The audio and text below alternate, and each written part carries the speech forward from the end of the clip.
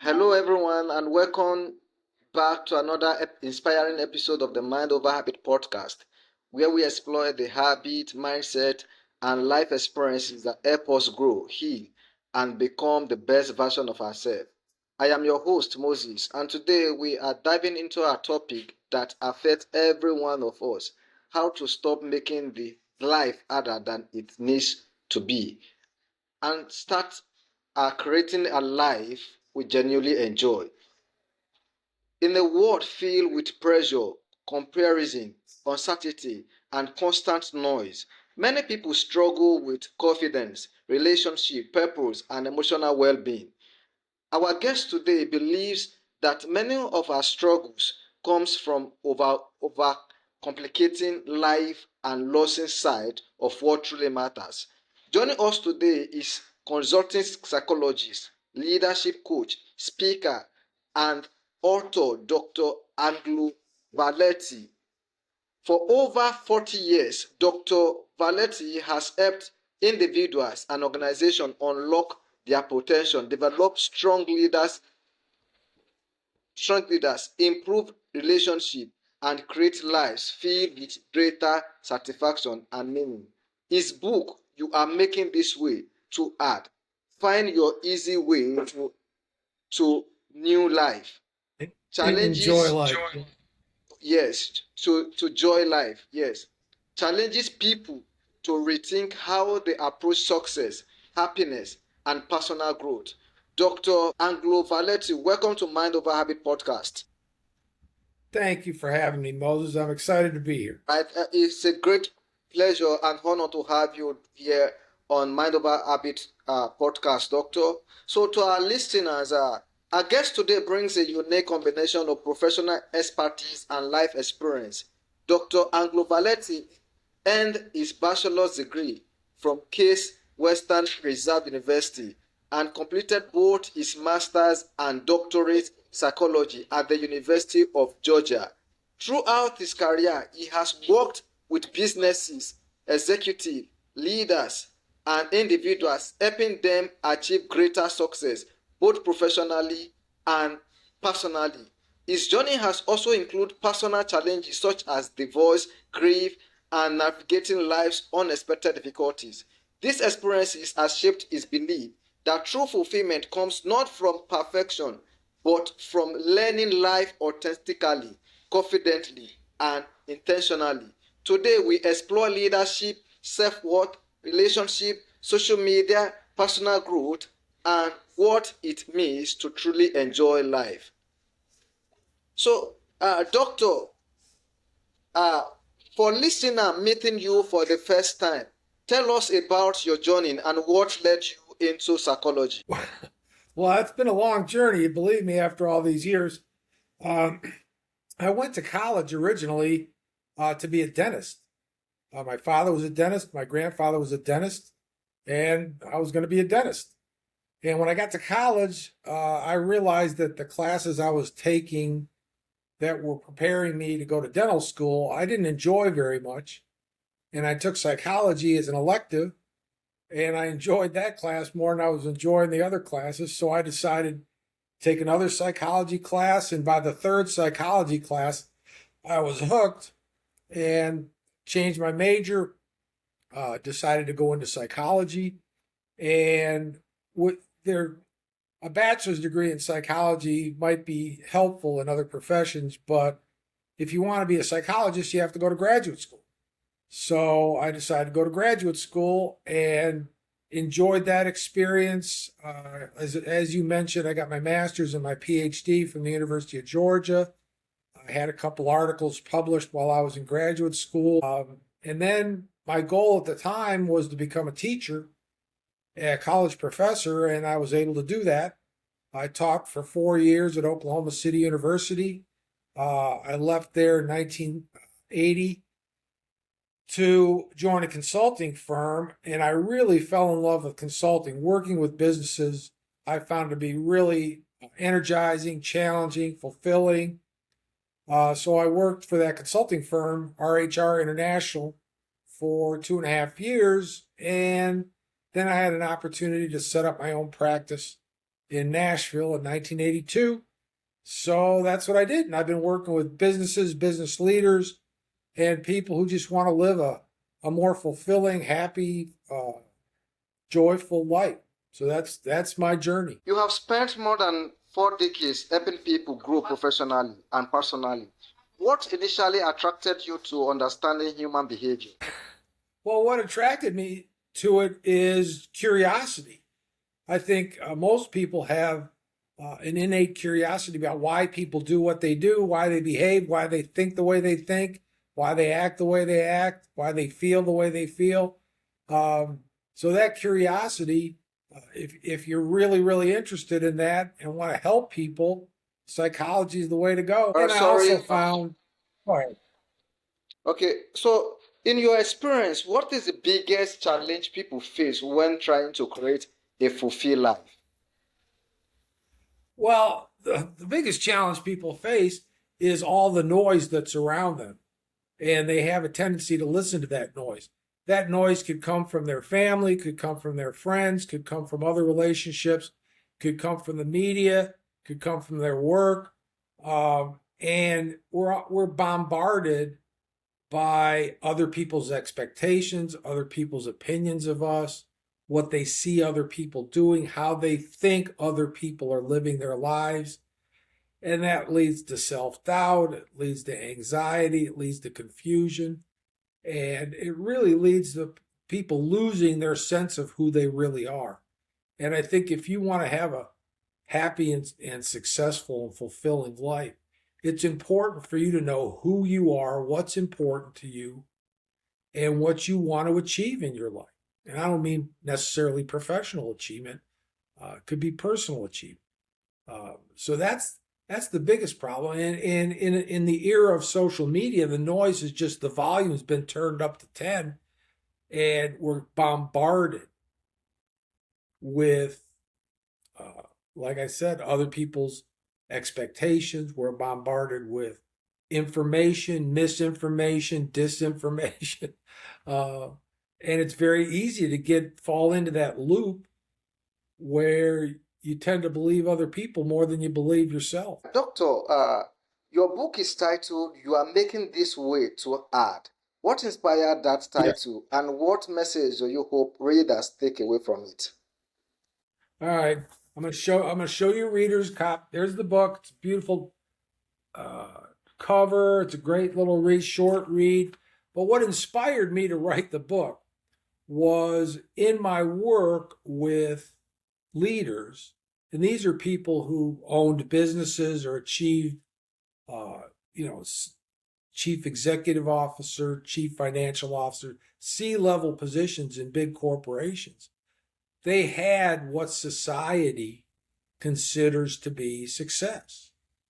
They had money, they had a great job, they could travel, great family, all the perks that you think of when you think of a successful person. But those people just really weren't enjoying their life as much as, frankly, I thought they should when they had everything that supposedly people want in order to be successful. And an episode at a restaurant really triggered this for me. Uh, I'm a car guy. I love cars. I've always driven nice cars. I've had the opportunity. I've had a pretty nice consulting business. So I was driving at the time a Mercedes convertible, and I parked. And my license plate, as you'll see on the book, my license plate is NJOYLFE. Enjoy life. I've had that on every car I've had since 1991. So I park it in this parking lot, and I go in to pick up a to-go order, and I come back, there's a note on the windshield. And it said, I'd enjoy life too if I had millions in the bank and drove a $110,000 Mercedes. When I read that, I looked around because I really wanted to talk to that person and let that person know that I don't enjoy life because I have whatever stuff I have. I have whatever stuff I have because I enjoy life. They had cause and effect backwards. To be one of the great definitions to me of joy is being happy, content with what you have and with where you are in life. So I thought I mulled on that after I saw that note, and the book kind of just came to me. I wrote it in a very short period of time. The words just were flying on the page, and it only took me about 3 months to write the whole thing. Right. So, what practical step can people take to build genuine confidence rather than relying on external validation? Excellent question. One of the first and most important things you can do, there's really two things. One is start saying nice things about yourself to yourself. People have a tendency to run themselves down. They're self-critical. They always feel like they're not enough. They're not doing enough. They're not being enough. They don't have enough friends. They're constantly worried about what other people think. They take other people's opinions of them more seriously than they take their own opinion.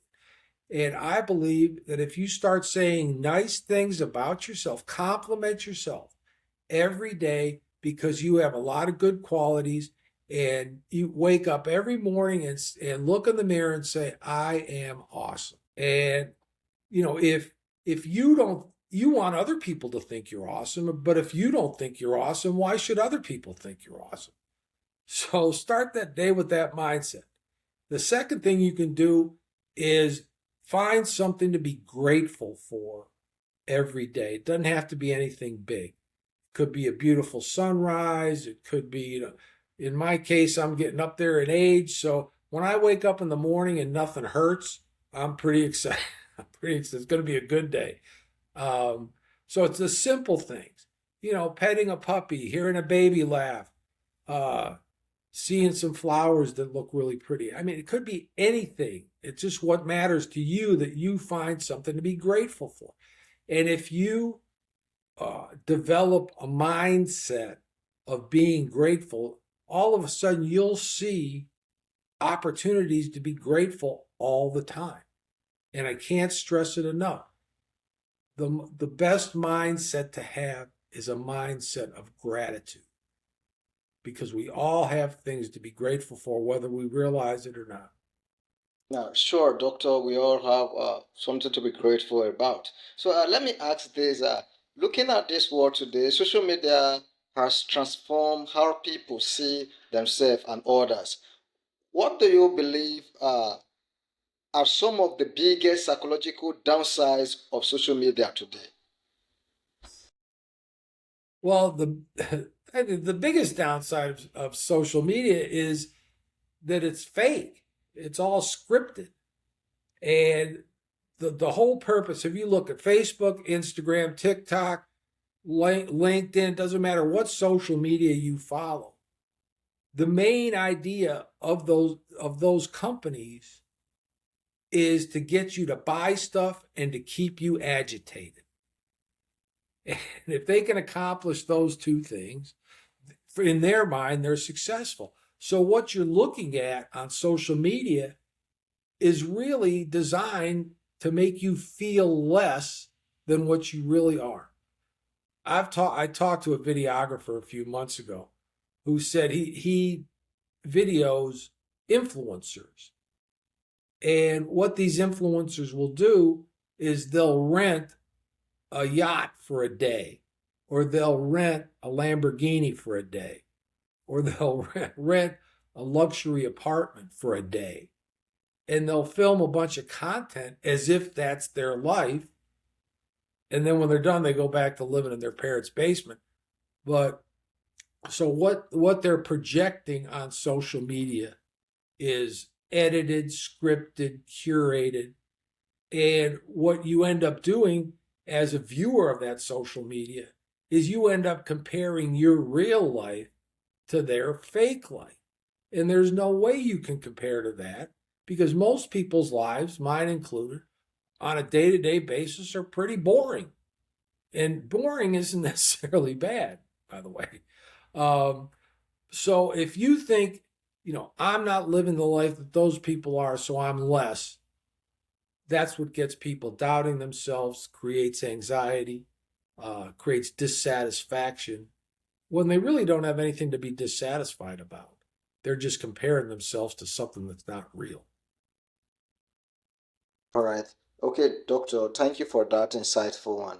So, how can people protect their mental and emotional well-being while still participating in a digital world? Well, the way to create emotional well being is to take yourself more serious than you take everybody else. Nobody cares about you as much as you care about you. And the sooner you realize that, the better off you're going to be.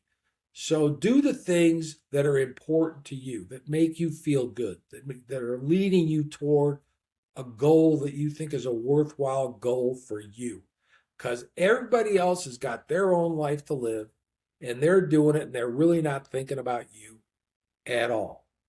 So focus on what's important to you in your life, whether it's family, friends, work, hobbies. There are a lot of things that could be important, but focus on those things and try to tune out as much of the external noise as possible. So, how can people protect their mental? Okay, you have worked extensively with leaders and organizations.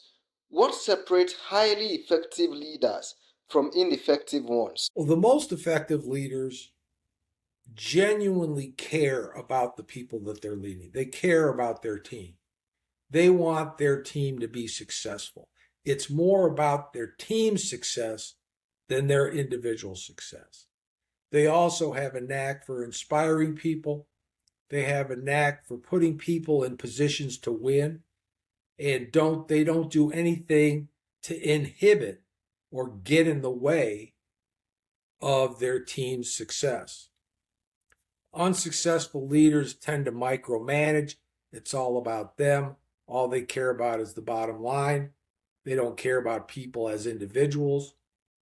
And as a result, people begin to feel that they're just cogs in a machine, that their company, their business, the place that they work doesn't really care about them. And people want to feel part of something bigger than themselves. They want to feel that they're recognized, that they're appreciated, and that they're valued. And great leaders are able to do that. That creates loyalty. It creates a great business culture, and it creates people that uh, are really excited to come in to work as much as people can be excited to come into work. One of the tests of a company's culture is, how do people feel Sunday night about going into work Monday morning? In companies with a great culture, people looking forward to going to work. That's where their friends are. They get to do challenging things. They get to do fun things. Um, they get to demonstrate their expertise. And that's a place where people want to come to work. So if you're dreading going to work Monday morning on a Sunday night, maybe it's time to rethink either your job or where you're doing your job. So, doctor, many people want more control over their lives but feel stuck. How can someone begin reclaiming personal responsibility and direction? Well, the way you do that is, first recognize that where you are today is the result of all of the decisions that you've made. And we make thousands of decisions every day, whether we know it or not. And the sum total of all the decisions you've made lead you to where you are. For example, the decision I made to quit pre-dentistry and go into psychology set the tone for the rest of my career. That's that one big decision. There are a lot of little, where to go to graduate school, where to live. Those are big decisions, but there's little decisions about, how am I going to react to a situation that I'm in? And how you can't always control what happens to you. There's some things that are just out of your control. What you can control is how you react to those situations. And I find that if people learn to react in a more effective way to what happens to them, they end up making better decisions, and better decisions leads to better outcomes.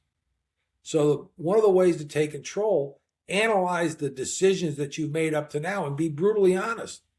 If you're not where you are in your career, look back. What decisions did you make that maybe put you on a track that you're not happy with now? And decide to make better decisions or different decisions in the future. So you are the decisions that you make every day. All right. Relationship play a huge role in happiness. So what are some common mistakes people make in relationship? Well, the biggest mistake people make is believing they can change somebody else.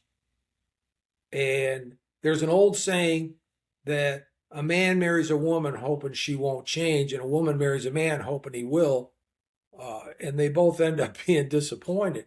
So you can't go, if you're in a relationship with somebody, you need to accept them for who they are. People do change, but they don't change because you want them to change. They change because they want to change. And they might not change in the direction that you want them to change. So if you can accept people for who they are, I've got a whole chapter in my book about relationships. And to me, what it comes down to accepting people's quirks. Everybody has quirks, little idiosyncrasies that make them unique in the world. And you can either find those quirks endearing or you can find them irritating. If you find them irritating, chances are that relationship's not going to work. But if you can find them endearing, for example, my wife is much more organized than I am. And I appreciate it because the house is much more organized than it would be if I was living in it by myself. And I'm more, uh, I hate to use the word intellectual. Uh, Not that she's not smart, she's brilliant, but in her own way. And she appreciates the fact that I can answer questions that she doesn't know the answer to, just because I'm overeducated. Um, so we get along terrific. We're both introverts, which helps.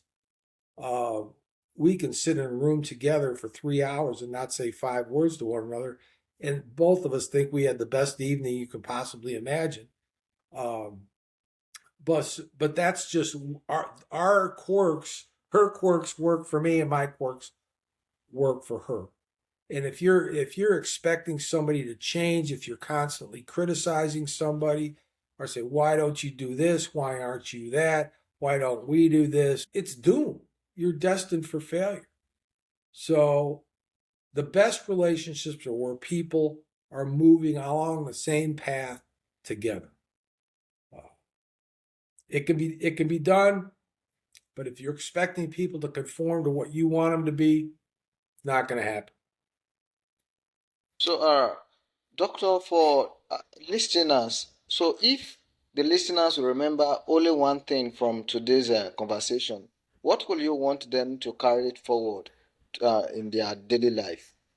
The one, all right. I hate to leave it. One, develop that attitude of gratitude. And two, start making better decisions. If you want to have a better life, make better decisions.